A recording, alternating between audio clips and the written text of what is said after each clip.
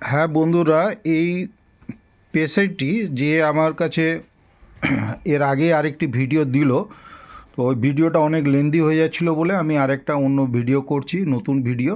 এই যে হেপাটোমেগালি এবং সিস্টাইটিস সঙ্গে পলিসিস্টিক ওভারিয়ান ডিজিজ যে ছিল, তনুজা খাতুন এর নাম। তো এ আরও একটা অ্যাকিউট প্রবলেম নিয়ে এসেছিলো কদিন আগে, সেটা কি সুন্দর ম্যাজিক্যালি কাজ পেয়েছে সেটা নিয়ে ও আবার নিজেই বলতে উৎসুক হয়ে গেল। তো আমি আবার ওই ভিডিওটা কেটে নিয়ে নতুন একটা ভিডিও করছি। এটা ওই পেশেন্টের মুখ দিয়ে শুনুন, খুব ভালো লাগবে যে হোমিওপ্যাথি কী লেভেলের কাজ করতে পারে এবং পেশেন্ট যখন কাজ পায় কতখানা সে যে আনন্দ পায় সেটা এই ভিডিওর মাধ্যমে বুঝতে পারবেন। लो बताओ, तुम जो बोलना चाह रही थी वो बताओ आप। अभी कुछ दिन पहले ही मतलब मछली मैं खा रही थी तो कांटा लग गया था मेरे गले में।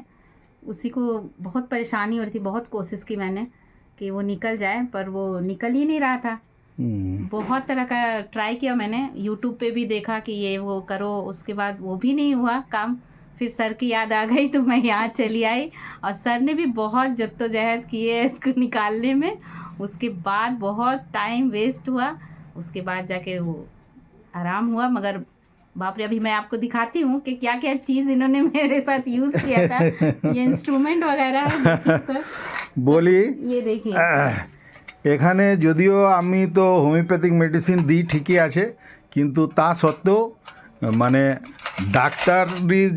ডাক্তারি যে কোনো ডাক্তারি হোক না কেন, হোমিওপ্যাথিক হোক, অ্যালোপ্যাথিক হোক আর আয়ুর্বেদিক হোক, যে কোনো কিছুই হোক, সেখানে আমাদের যেহেতু ডাক্তারের সাথে এবং ডিগ্রির সাথে যেহেতু ডিএইচএমএস বলি, বা আমি এই যে গ্রেডেড বিএইচএমএস করেছি, ডিএইচএমএস বা বিএইচএমএস দুটোতেই কিন্তু আমাদের সার্জারি কিন্তু আছে।